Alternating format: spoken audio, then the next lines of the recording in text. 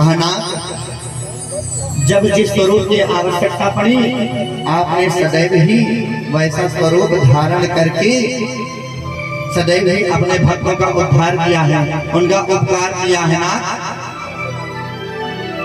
महाराज परीक्षित ने निवेदन किया, कहा हे प्रभु, सुखदेव जी निवेदन करते हैं, हे व्यास जी भगवान के अन्य विवाहों का वर्णन करिए ना।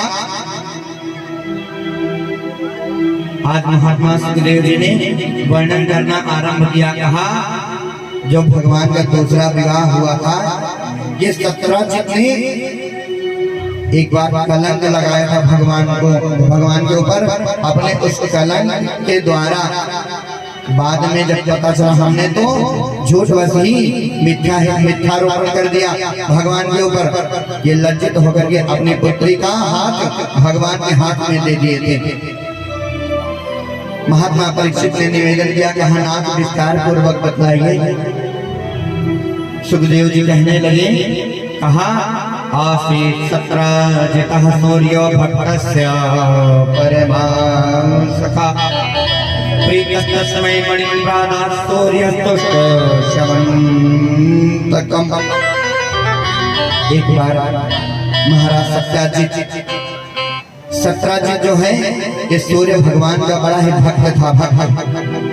सूर्य भगवान की तपस्या किया और तपस्या से प्रारंभ हो ये प्रसन्न होकर के भगवान सूर्य ने इसको एक मणि प्रदान की।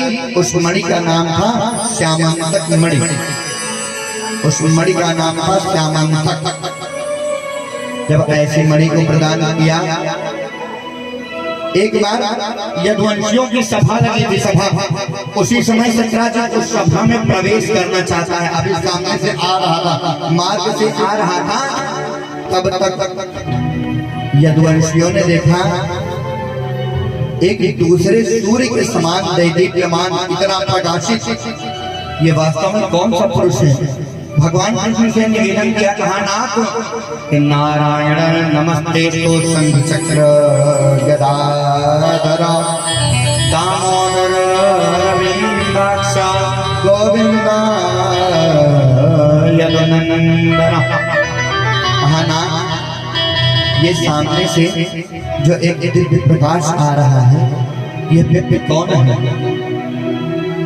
जैसे ही इसका वर्णन सुनाना आरंभ किया, भगवान ने कहा, भगवान कृष्ण ने कहा, अरे यदुवंशियों, यह स्वयं सत्राजित है।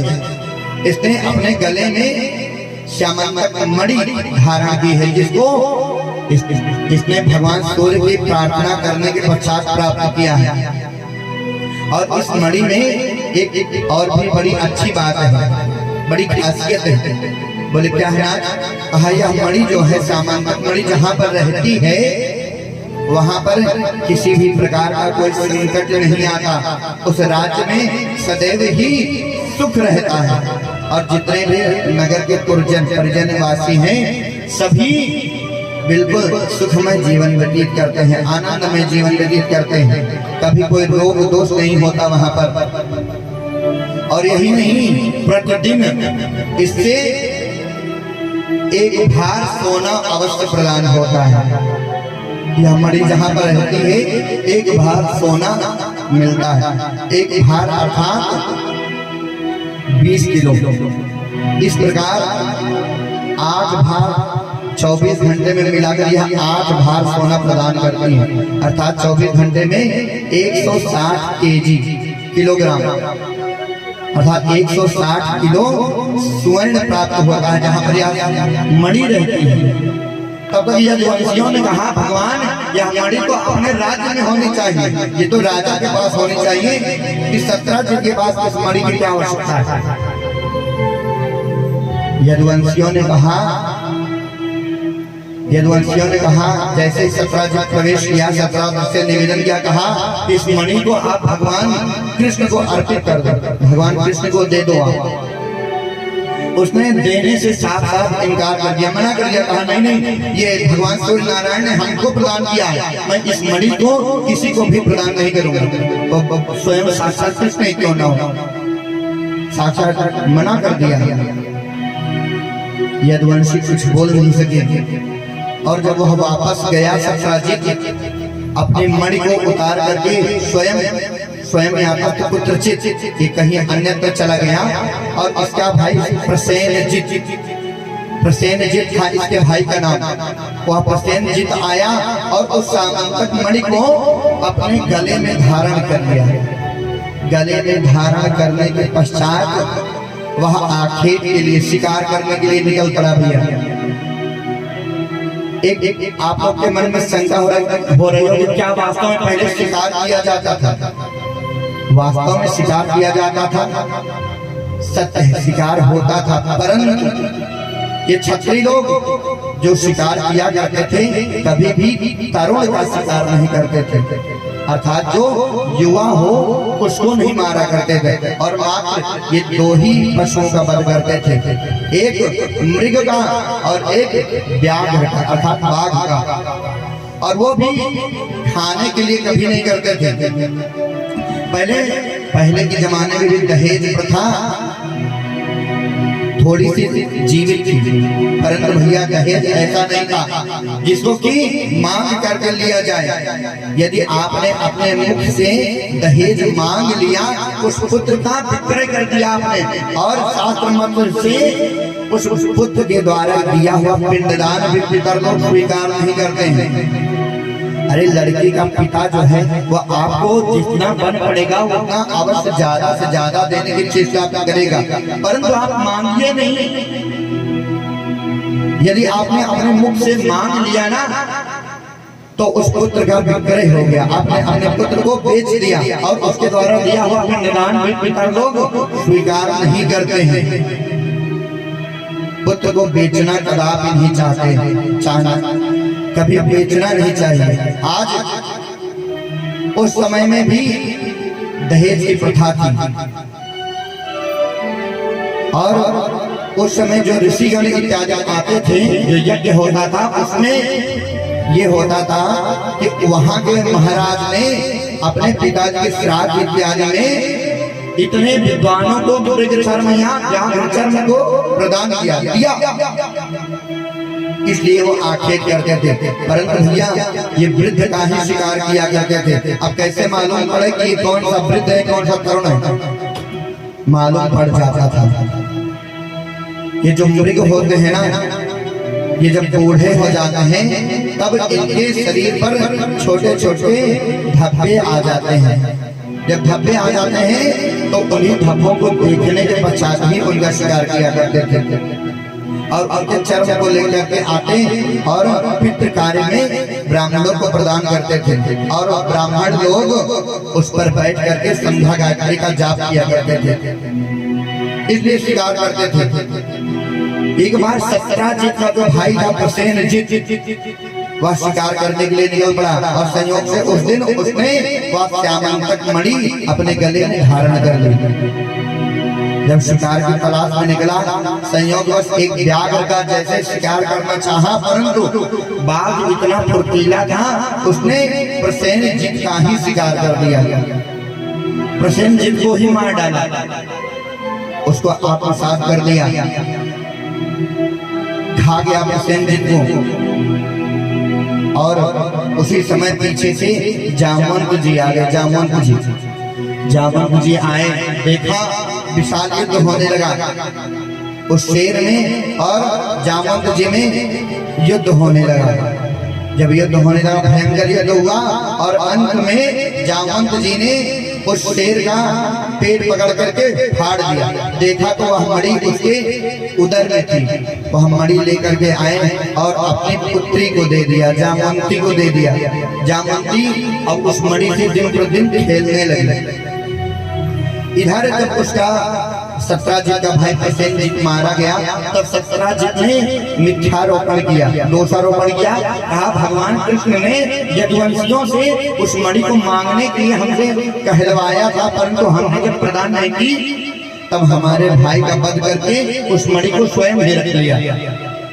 ऐसा मिथ्यारोपण किया।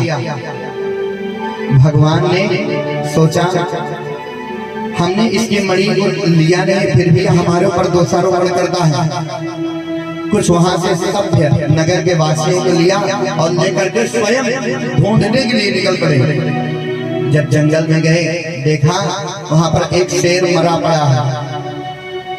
कुछ दूर और गए तो प्रसेनजीत का जो घोड़ा था, घोड़ा भी मरा पड़ा है।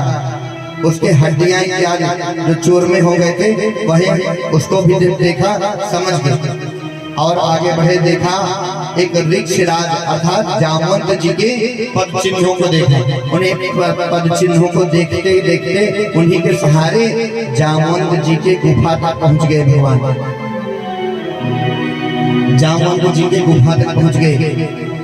जो सभ्य पुरुष भगवान के साथ में थे सबको कहा आप यही तनिक ठहर जाओ, मैं अकेला ही अंदर जाऊंगा। प्रवेश कर गए गुफा में। और जब गुफा में प्रवेश किया, जैसे ही अभी भीतर घुसे ही थे तब तक देखा उनकी छोटी सी जो पुत्री थी वह उसी मणि से ही खेल रही थी। उस मणि से खेल रही थी। जैसे ही मणि को देखा भगवान देखते ही पहचान गए ये तो वही श्यामंतक मणि है जिसके लिए हमारे ऊपर दोषारोपण किया है सत्राजित ने। वह बालिका जो खेल रही थी जामवंती वह डर गई, डर करके भीतर भागी। तो जो ही वह भीतर गई तब तक उसके पिताजी जामवंत जी स्वयं बाहर आ गए। जब बाहर आ गए देखा भगवान को पहचान नहीं पाए। भगवान से युद्ध करने के लिए तत्पर हो गए क्योंकि भगवान ने कहा भैया वही मणि हमको प्रदान कर दो। जो ही मणि मांगा तब तक भगवान से युद्ध प्रारंभ हो गया। संपूर्ण 28 दिन तक निरंतर युद्ध चलता रहा और ना तो भगवान कृष्ण पराजित होते हैं और ना ही जामवंत जी पराजित होते हैं। और जब 28वां दिन समाप्त होने वाला था तब तक जामवंत जी अपने घुटने के बल बैठ गए। आज भगवान की मार से जितने भी हाथों से प्रहार करते हैं उतने स्थान की एक एक नस टूट जाती है। जामवंत जी अपने दोनों पांव को तोड़ करके बैठ गए जमीन में और हाथ जोड़ करके निवेदन किया जाने त्वं सर्वभूतानां, निवेदन किया प्राण ओजः कहो बलम विष्णु पुराण पुरुषम प्रभु विष्णु अधीश्वरम। आपका प्रादुर्भाव हो गया है। क्या द्वापर चल रहा है? क्या त्रेता युग बीत गया? आज तक हमको नाथ हमको ध्यान नहीं हुआ। कहा नाथ द्वापर युग लग गया है, प्रारंभ हो चुका है, आपका अवतार हो गया। मैं मूढ़ आपको विषय में जान नहीं पाया नाथ। कैसे पहचाने जानते हैं? जब त्रेता युग का समय था, जब श्री राम और रावण का युद्ध समाप्त हो गया तब जामवंत जी ने कहा प्रभु इतना विशाल युद्ध हुआ परंतु अभी हमारे हाथों में और भी ज्यादा पीड़ा हो रही है, अभी और खुजली हो रही है, अभी हमको आनंद नहीं आया युद्ध में। जब बोले आनंद नहीं आया, आज जामवंत जी को अहंकार हो गया था मन में। भगवान ने कहा कोई बात नहीं, कृष्णावतार जब होगा, अगला जन्म जब होगा तब आपके इस मनोकामना को भी हम पूर्ण कर देंगे। जैसे कहा इस कामना को भी पूर्ण कर देंगे। आज 28 दिन जब व्यतीत हो गया जामवंत जी समझ गए भगवान का अवतार हो गया है, हमारे अहंकार को चूर करने के लिए आए हैं। भगवान को पहचान गए और भगवान की अनेक प्रकार से स्तुति गाई। स्तुति गा करके उस मणि को प्रदान कर दिया भगवान को और मणि के साथ में अपनी कन्या भी दे दी। ले जाओ इसको भी, जामवंती को भी दे दिया, प्रदान किया। कहा नाथ ये भी आपके ही साथ जाएगी। अपने पुत्री को भी दे दिया और उस श्यामंतक मणि को भी भगवान को प्रदान कर दिया। प्रभु लेकर के आ गए, उस सत्राजित को बुलवाया, राजसभा लगाई गई। कहा संपूर्ण राज दरबार के बिल्कुल समक्ष आकर के आज उसको इस मणि को प्रदान करेंगे। वह सत्राजित आ गया। सत्राजित को कहा भैया यह रही आपकी मणि। और जैसे ही मणि को प्रदान किया वह सत्राजित बिल्कुल लज्जित हो गया। लज्जित वह सोचने लगा हमने भगवान के ऊपर फालतू में ही मिथ्यारोपण कर दिया। जिसका कोई औचित्य ही नहीं था। ऐसा सोच करके वो मन ही मन पश्चाताप करने लगा। कहा नाथ अब यह मणि हमको नहीं चाहिए। उस मणि के बदले में अपनी पुत्री सत्यभामा का हाथ भी भगवान के हाथ में दे दिया। कहा नाथ ये हाथ भी आपके साथ, भगवान के अन्य विवाह भी संपूर्ण हो गए। इसी भांति मित्र वृंदा इत्यादि कालिंदी के साथ, सत्या के साथ, भद्रा के साथ, लक्ष्मणा इत्यादि के साथ भगवान के 8 विवाह पूर्ण हो गए। जब 8 विवाह संपूर्ण हो गए, इस पर महाराज परीक्षित ने निवेदन किया। कहा महाराज, महात्मा सुखदेव जी से कहा नाथ हमने सुना है कि भगवान की 16,108 रानियां थी, परंतु आपने तो मात्र 8 ही बताया। कहा नाथ अन्य विवाह के विषय में भी बतलाइए नाथ। निवेदन किया और जैसे ही निवेदन किया तब बतलाना आरंभ किया। कहा प्राग ज्योतिषपुर में, प्राग ज्योतिषपुर कहा वहां का दैत्य था, बड़ा ही विशाल था, विशाल। कहा उसने अपने मन में यह दृढ़ निश्चय किया था, उस भौमासुर ने दृढ़ निश्चय किया था हम जब 16,108 रानियां हो जाएंगी एकत्रित, तब हम जाकर के उनसे विवाह करेंगे। अपने मन में दृढ़ संकल्प किया था, परंतु 16,100 हो चुकी थी। 16,100 हो चुकी थी, अभी 8 बाकी रह गई थी। तब तक भगवान का आसन हिल गया। भगवान का आसन हिला, स्वयं आज सारे देवता इत्यादि आ गए भगवान के पास। निवेदन किया। कहा नाथ वरुण देवता आए। कहा हमारे छत्र को ही भौमासुर ने हमसे बलात् छीन लिया। देवी अदिति के कुंडल को छीन लिया बलपूर्वक। और जब ऐसा सुना, देवताओं के निवेदन करने मात्र से भगवान आ गए। अपनी पत्नी सत्यभामा को अपने साथ बैठाया और बैठा करके आगे प्राग ज्योतिषपुर में, प्राग ज्योतिषपुर में आए। ऐसा वह भयानक दुर्गम किला था उसका, उसके अंदर एक कीट पतंग भी प्रवेश नहीं कर सकता था। वायु के द्वारा, जल के द्वारा, अग्नि के द्वारा बहुत ही दुर्गम स्थान था। उस स्थान पे कोई परिंदा भी अंदर प्रवेश नहीं कर सकता था। और उस स्थान की रखवाली करता था 5 सिर वाला मुर नामक दैत्य। उसके 5 सिर थे, 5 चारों दिशाओं में रहते, एक आकाश मंडल की ओर देखता रहता। 5 सिर से 5 दिशाओं की ओर वह सदैव ही निहारता रहता, देखता रहता। ऐसा दुर्गम किला था। जैसे ही भगवान ने उस किले को देखा, पहुंचते ही अपना शंखनाद किया। जैसे ही शंखनाद किया, वह जल में उस समय शयन कर रहा था। जो मुर नामक दैत्य था वह शयन कर रहा था। जल से भागता हुआ आया, भगवान से युद्ध प्रारंभ हो गया। भगवान ने अवसर पाकर के अपने सुदर्शन चक्र के द्वारा उसके 5 सिर को काट लिया। एक ही साथ अपने सुदर्शन चक्र से उसके 5 सिर को काट दिया। सारे देवता इत्यादि आ गए, भगवान की जय जयकार होने लगी। तब तक उसके 7 पुत्र थे, 7 पुत्र। 7 ने भगवान के ऊपर एक साथ ही आक्रमण करना आरंभ कर दिया। जब आक्रमण आरंभ हो गया, भगवान ने उस सब का वध कर दिया। कहा इस धरा धाम पर जो भी आए उनको जाना है, परंतु जो भगवान के हाथ से चला जाए ना, उसका तो उद्धार है। आज 7 पुत्र भी मारे गए। तब तक वह भौमासुर स्वयं बाहर आ गया। जब बाहर आया, आज चतुरंगनी सेना को लेकर के आया। भगवान से भयंकर युद्ध प्रारंभ हो गया।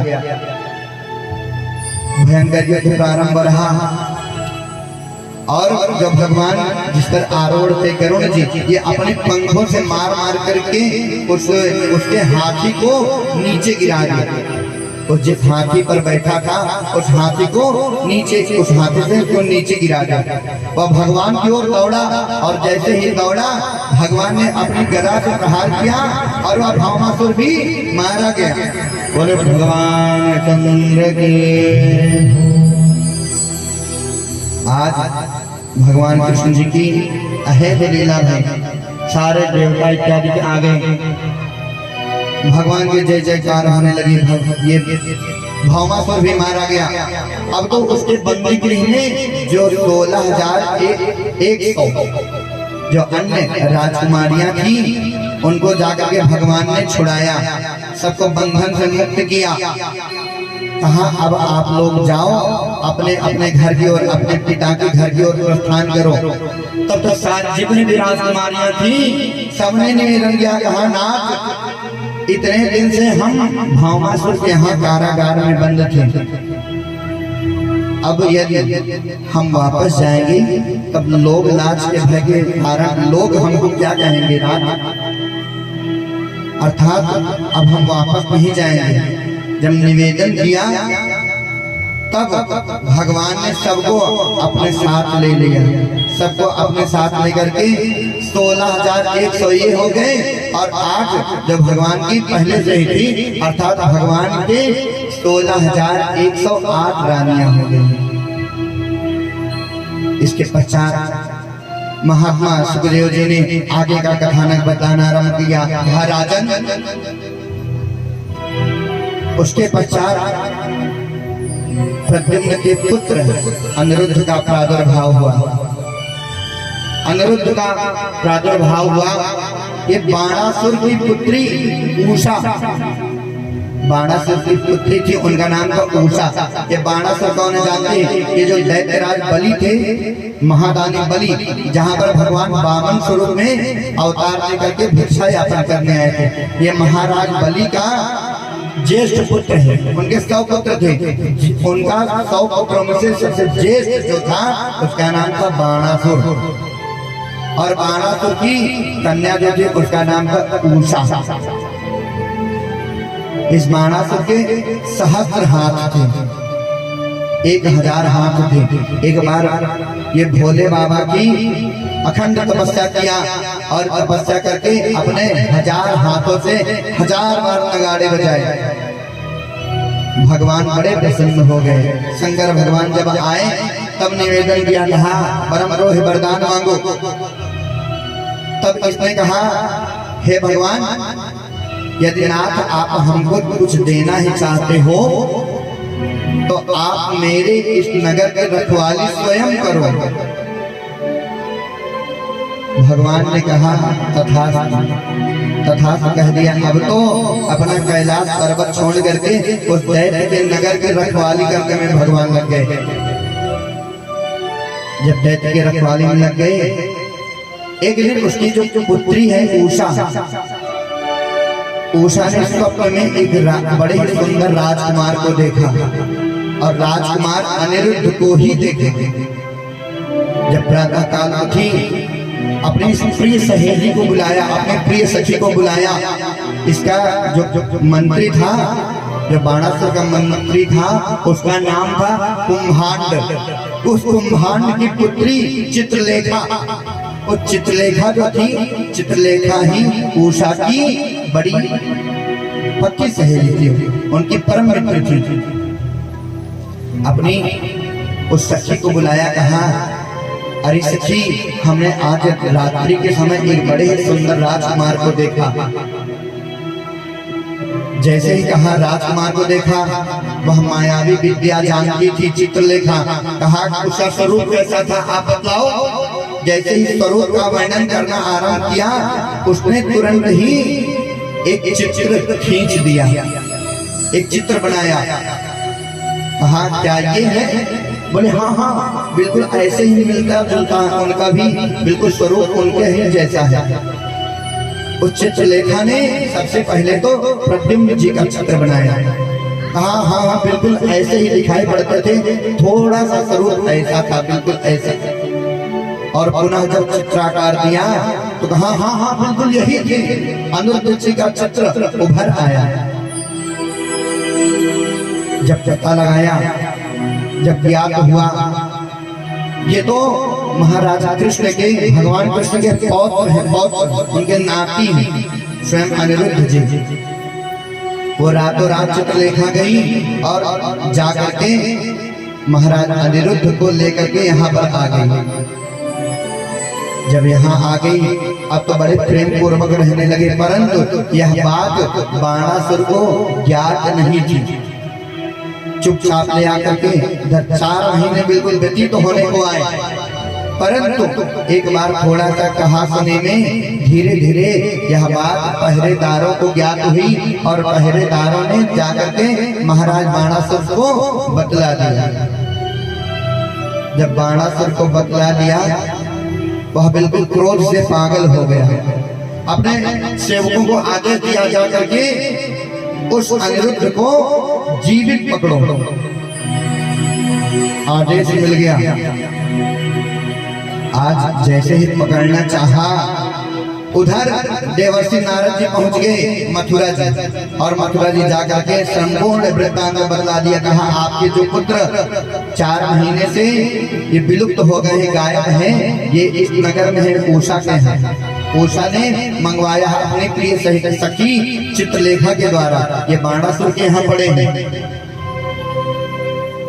जब ऐसा सुना भगवान स्वयं अपने चक्रंगड़ी सेना बिल्कुल सजा करके आ गए युद्ध करने के लिए। जब युद्ध करने के लिए इधर आ गए, वह बाणासुर भी भगवान शंकर से कहा, अरे नाथ, आप हमारे रक्षा में जिस नगर के रक्षा कर रहे हो, आप हमारा भी रक्षण करो। ये भक्त था, भगवान भोले बाबा का परम भक्त था और भगत के वश में है भगवान, अर्थात भक्तों के वश में रहते हैं प्रभु। आज भगवान शंकर से कहा हमारा भी आप रक्षा करो। जैसे ही रक्षा के लिए कहा, भगवान शंकर ने अपने पुत्र का आवाहन किया। स्वयं गजानन जी आ गए, गणेश जी आ गए, खड़ानन जी अर्थात कार्तिकेय भगवान आ गए, जितने भी नंदी, श्रृंगी, भृंगी इत्यादि थे सबका आवाहन कर दिया। और इधर बाणासुर की ओर से स्वयं शंकर जी युद्ध करने लगे, और बाणासुर की ओर से स्वयं शंकर जी युद्ध कर रहे हैं और उधर भगवान कृष्ण स्वयं युद्ध कर रहे हैं। आज तो बड़ा द्वंद्व चलने लगा, ना तो किसी की जीत हो रही है, ना किसी की हार हो रही है। ना तो भगवान कार्तिकेय पराजित होते हैं और ना ही अनिरुद्ध भगवान पराजित हो रहे हैं, ना ही इधर प्रद्युम्न महाराज पराजित हो रहे हैं। आज ना तो शंकर भगवान पराजित हो रहे हैं, ना तो भगवान कृष्ण पराजित हो रहे हैं। आज जब कोई पराजित नहीं हो रहा था, तब भगवान ने अंतिम में अपना जृंभड़ नामक एक बाण उठाया और संधान किया भगवान शंकर जी के ऊपर। जैसे ही संधान किया, भगवान शंकर जी को थोड़ा सा मूर्छा आ गई, बिल्कुल शयनावस्था में हो गए। जब शयन अवस्था में हो गए, इधर जैसे ही शयन अवस्था में हो गए तब तक जितने भी इधर भगवान कृष्ण के जितने भी सैनिक थे, उनके सैनिकों को गाजा मौली की तरह काटना आरंभ कर दिया। अब वह बाणासुर जो था, यह अन्य सेनाओं को छोड़ता हुआ भगवान कृष्ण की ओर बढ़ा, बड़ी तेजी से भगा आ रहा था। तब तक भगवान कृष्ण ने एक उथला बाण मार करके उसको बिल्कुल कुरूप बना दिया। अब जैसे ही एक बाण निकाला वध करना चाहते हैं, तब तक तो उसकी उस बाणासुर की माता का नाम था कोटरा।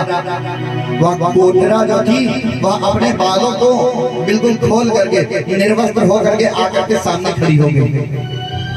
जब निर्वस्त्र होकर के सामने खड़ी हो गई, तब भगवान कृष्ण ने अपना मुख दूसरी ओर घुमा लिया, और जैसे ही दूसरी ओर घुमाया, तब तक वह बाणासुर जो था, ये अपने नगर की ओर भाग करके गया। पुनः दूसरे रथ पर आरूढ़ होकर के आया, दूसरे रथ पर आरूढ़ होकर के आया भगवान की ओर। जैसे ही बढ़ा, तब तक भगवान कृष्ण ने अपने सुदर्शन चक्र से इसके मात्र 4 हाथ छोड़ करके बाकी सारे काट दिए। आपको मात्र इसका चतुर्भुज बचा, 4 भुजाएं बची और बाकी सब काट दी गई, सब काट दी गई। जब 4 ही भुजाएं शेष बची तब भगवान शंकर ने निवेदन किया, कहा नाथ यह तो अज्ञानी है, आपके ज्ञान को समझ नहीं पाया, आपके विषय में बिल्कुल जानता नहीं, आपको पहचानता नहीं, और मैं स्वयं इसकी ओर से मैं क्षमा याचना करता हूँ, नाथ इसको अभय दान दे दो।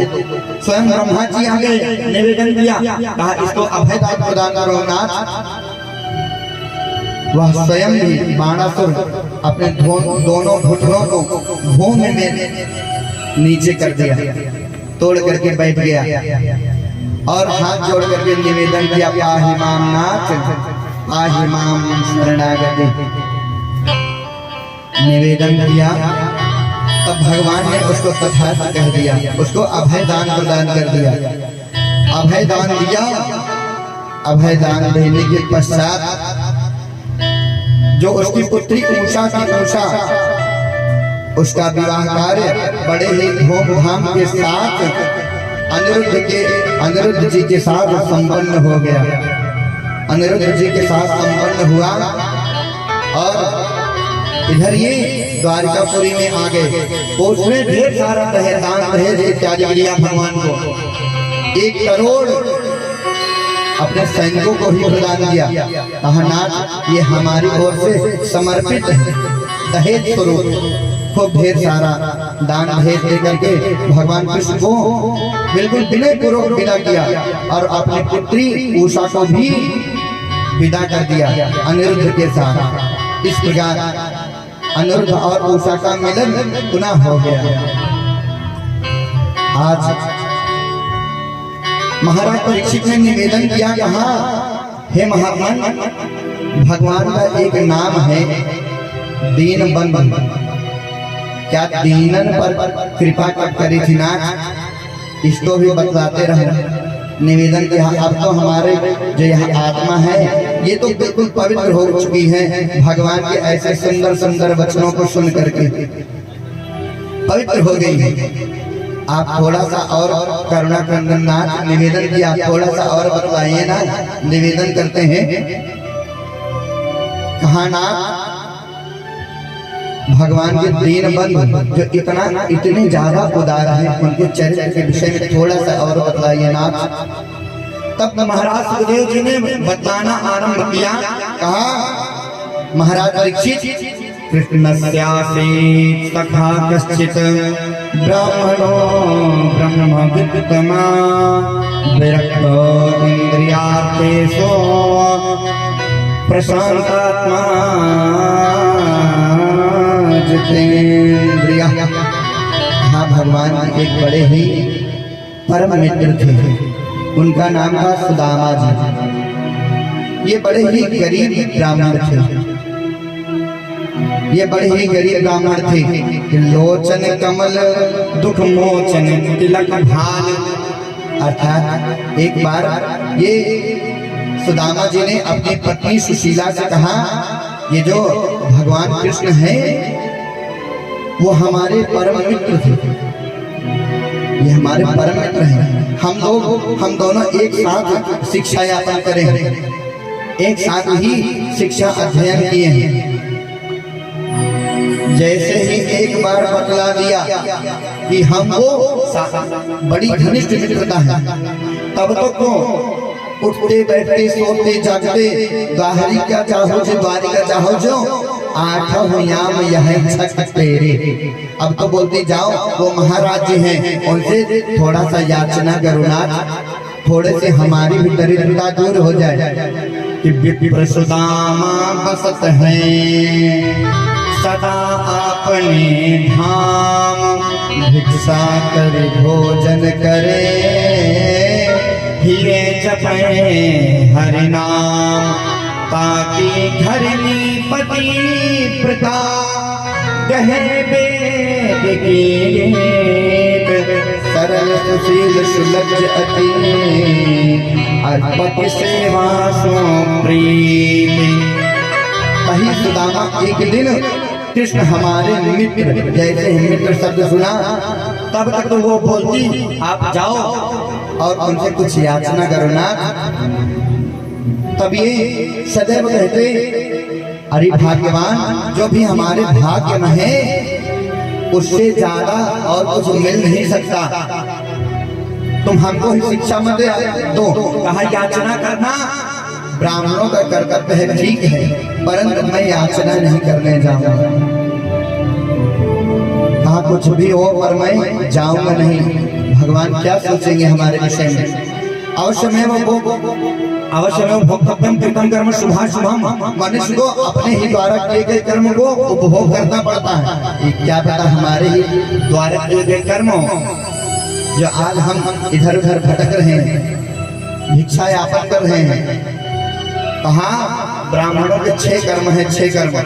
अध्ययनम, अध्यापनम अर्थात विद्या अध्ययन करना और अध्यापन करवाना अर्थात शिक्षा लेना और शिक्षा देना, और यजनम याजनम तथा यज्ञ करना और यज्ञ करवाना।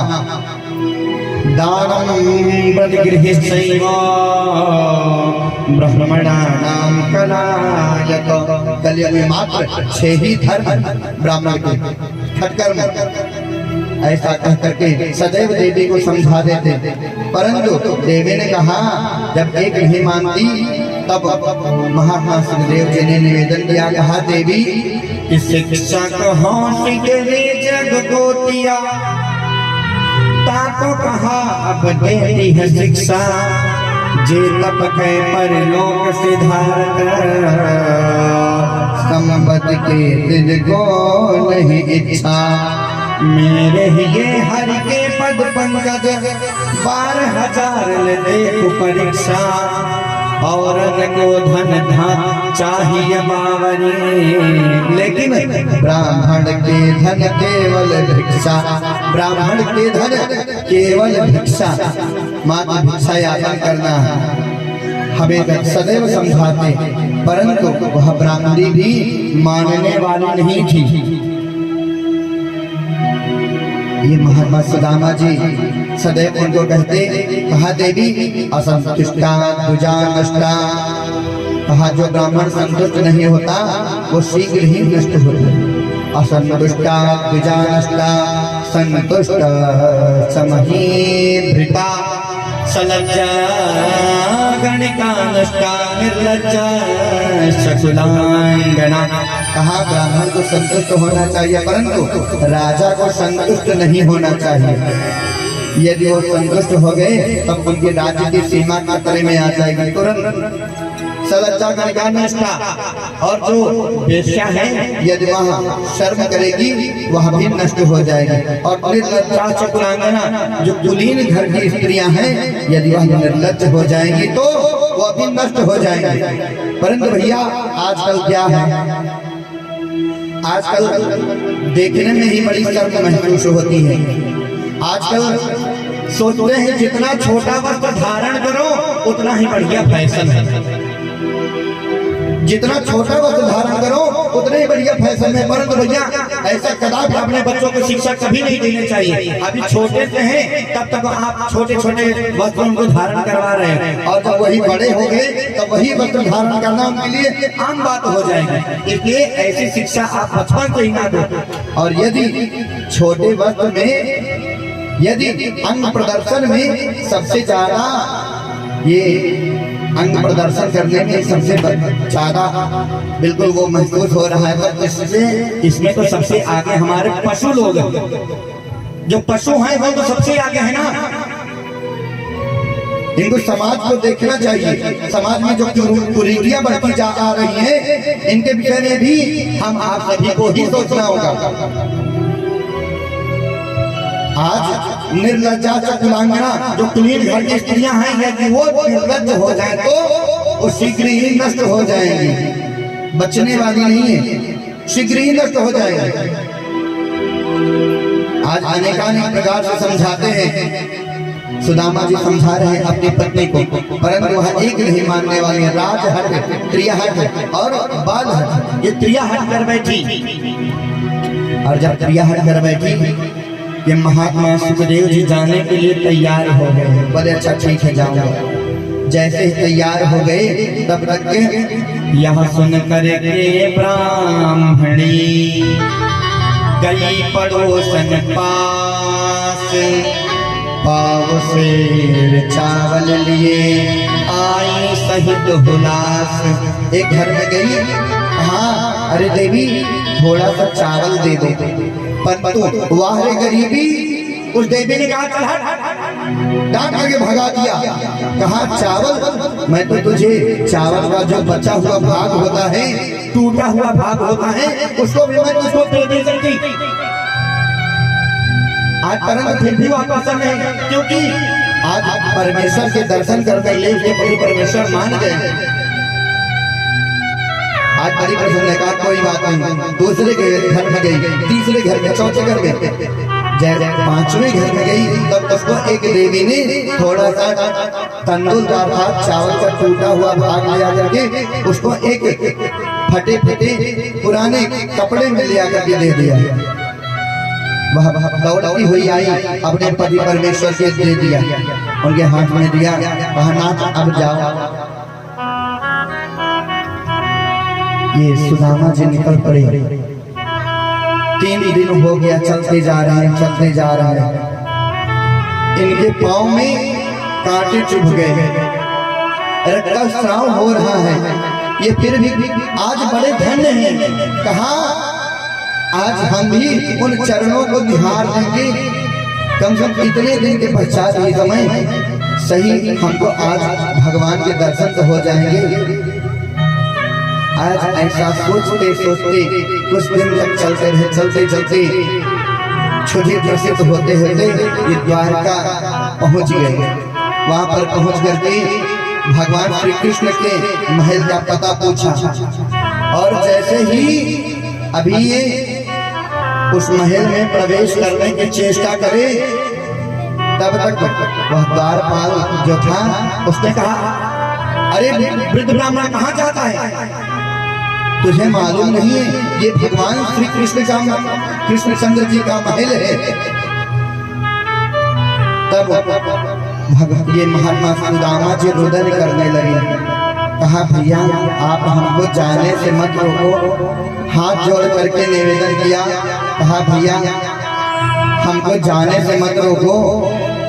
कहा ना रोको ऐसे मुझे ये देख हाल मेरा, क्यों?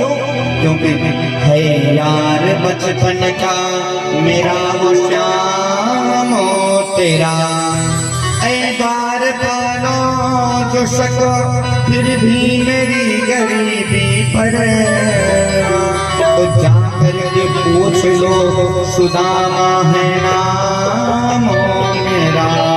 सुदामा जी ने हाथ जोड़ करके निवेदन किया, भैया बड़े दिन हुए बिछड़ने कथा से है द्वारपालो मिले, बड़े दिन हुए बिछड़ने कथा से है द्वारपालो मिले, बड़े दिन हुए बिछड़ने कथा से है द्वारपालो मिले। तो नहीं देखा बरसों से उसको, नहीं देखा है बरसों से उसको, तो दिलो हुए जिसने कहा से द्वार पर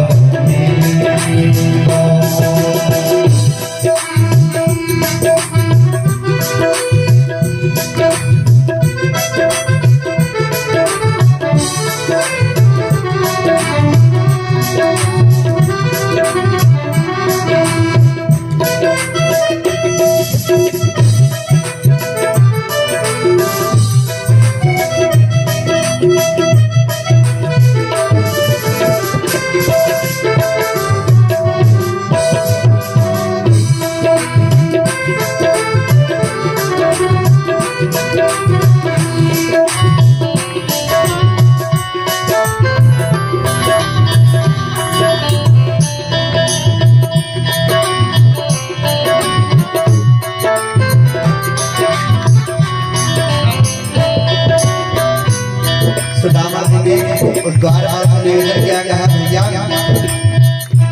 ये जो बारी कटी से बिहारे हैं, ये जो द्वारी कटी से बिहारे हैं, ये जो बारी कटी से तुम्हारे हैं, बचपन के प्रेम हमारे हैं। ये जो द्वारी कटी से बिहारे हैं, बचपन के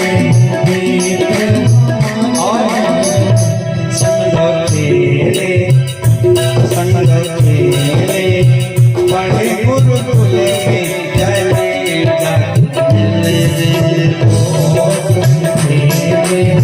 बड़े गुरुकुल में नहीं देखा है बड़े कुछ को नहीं देखा बड़े सुख को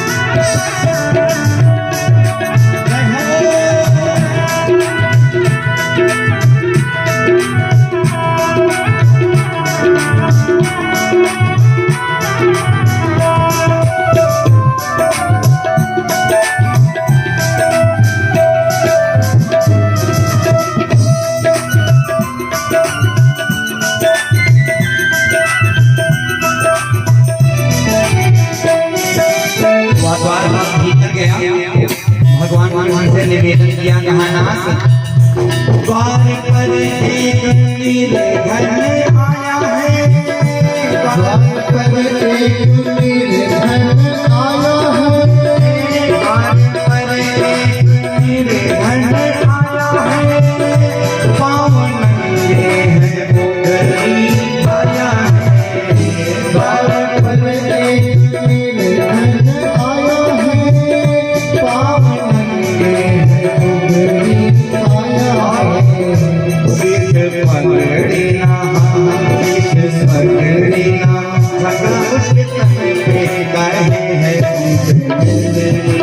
ओ विष पकड़ना झगड़ा उसके तन पे कहे है मिले ओ नहीं देखा है बरसों से उसको नहीं देखा बरसों से उसको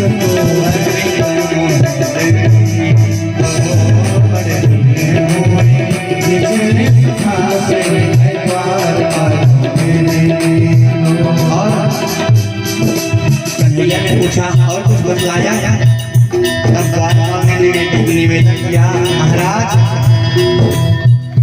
नाम अपना सुदामा बताता है, नाम अपना सुदामा बताता है, नाम अपना सुदामा बताता है, नील आंखों में भर भर जाता है।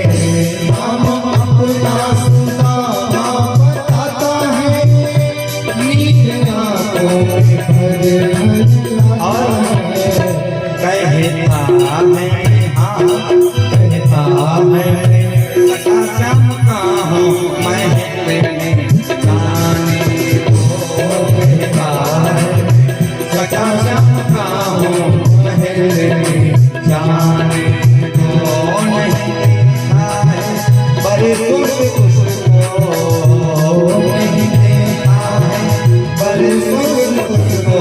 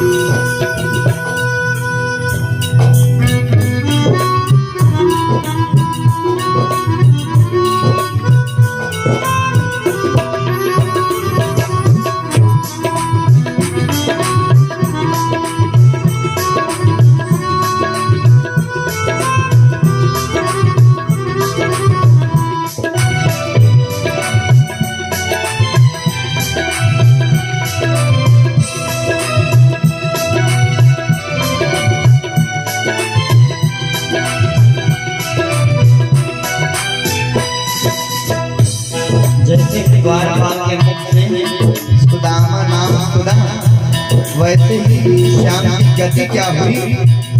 श्याम सुत बुध सभी बिसराए हैं, श्याम सुत बुध सभी बिसराए हैं, श्याम सुत बुध सभी बिसराए हैं, दौड़ते दौड़ते बाहर आए हैं,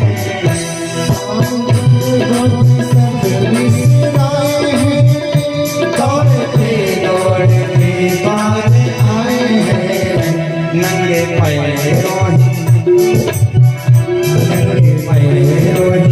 पहुंचे गणपति के सखा का स्वागत करने को, नंगे पैरों पहुंचे गणपति के सखा का स्वागत करने को, नहीं देखा है बरसों से तुझको, नहीं देखा बरसों से तुझको,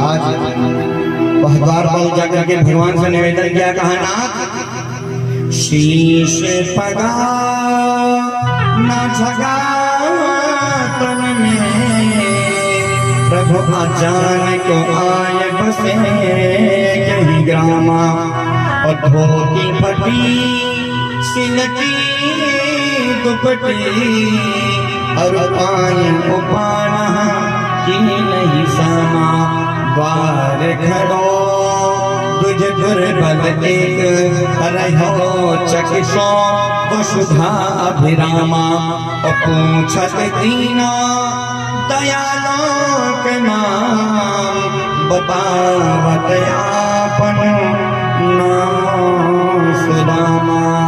और जैसे ही सुदामा नाम सुना, तब तक आज भगवान से रहा नहीं गया, और वो भागते हुए बाहर आ गए, भागते भागते बाहर आए। जैसे ही सुदामा नाम सुना, आज जब बाहर आए, आज पहचान गए अपने इतने सुंदर, ये इतने दिन के पिछड़े हुए मित्र हैं। आज सुदामा जी की कल्पना कर रहे थे, पता नहीं इतने दिन के पश्चात कन्हैया हमको पहचानेंगे भी या पहचानेंगे ही नहीं। आज आए और उनको अपने साथ लेकर के महल में गए, स्वयं रत्न जड़ित चौकी पर बैठाया सुदामा जी को, और स्वयं नीचे भूमि पर बैठ गए, पाद प्रक्षालन करने लगे ब्राह्मण देवता के। देवी रुक्मिणी को आदेश दिया, कहा देवी तुम जाओ, आज तुम स्वयं जाओ और जाकर के एक थाल लेकर के आओ, जल लेकर के आओ, पाद प्रक्षालन करना है।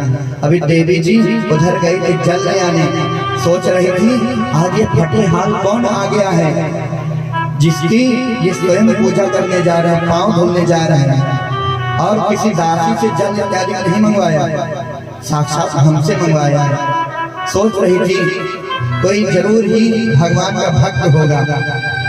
आज ये जल लेने गई थी, तब तक भगवान आज सुदामा जी के चरण को पकड़ करके सहलाने लगे। कहा नाथ ऐसे बेहाल बिवाइन सो, देखा पाँव में बिवाइयां फट गई थी, रक्तस्राव हो रहा था, रास्ते मार्ग में आते आते बिल्कुल पाँव खंज हो गया है। कवि ने भाव दिया कि ऐसे बेहाल बिवाइन सो, पग कंटक जाल लगे पुनि चोए, हाय महा दुख पाए सखा, तुम आए कितने न कितने दिन खोए। देखी सुदामा की दीना दशा, और करुणा करके करुणा निधि रोए, और पानी पड़ा तो हाथ छुओ नहीं, नैनन के जल सो पग धोए। इतना अश्रुपात हुआ, इतना अश्रुपात हुआ, आज सुदामा जी का संपूर्ण पांव ही धुल गया आंसुओं से। देवी जी आई, यहाँ जल की आवश्यकता नहीं है।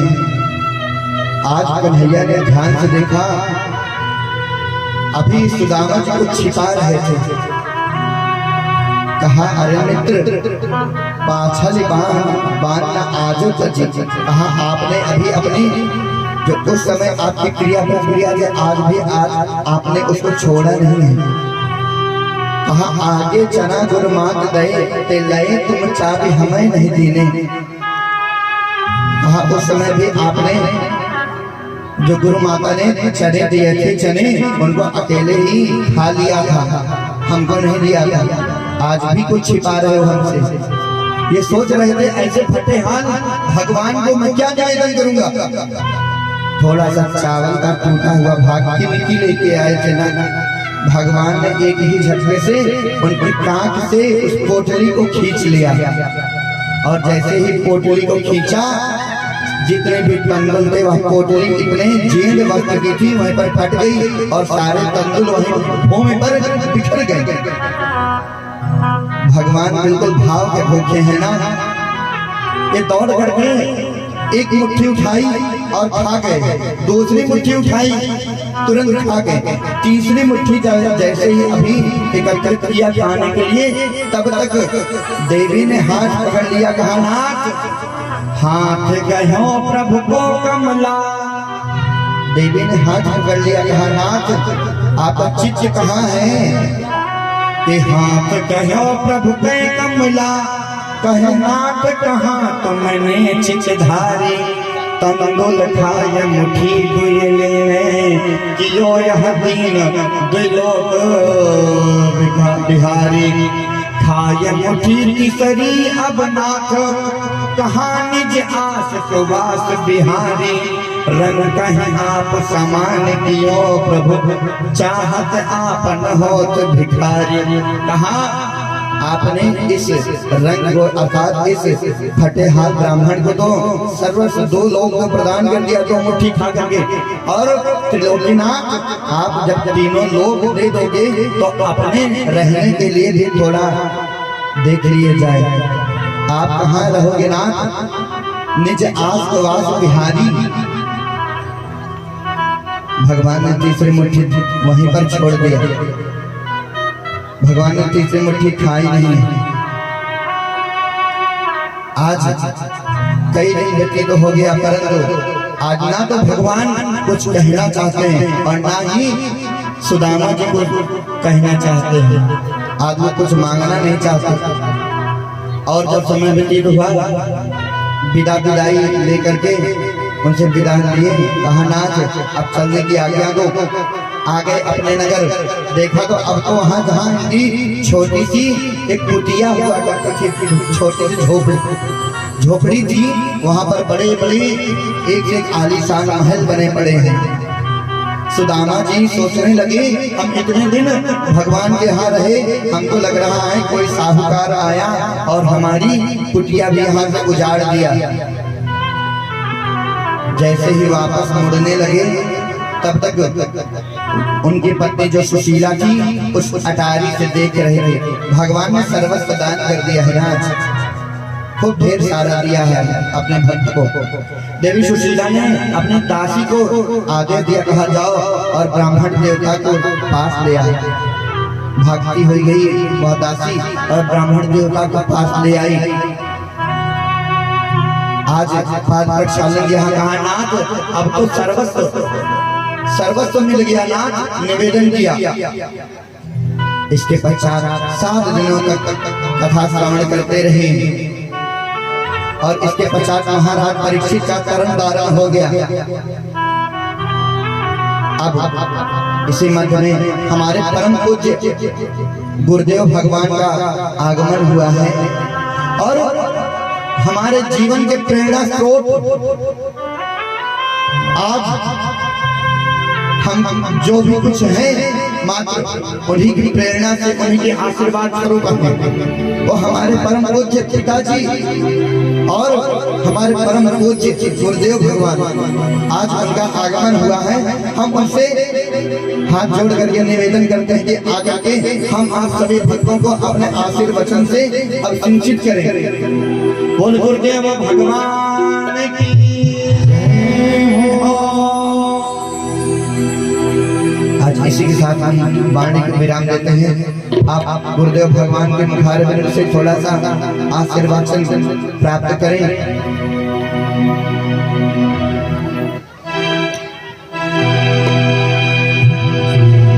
किसी तरह से नमन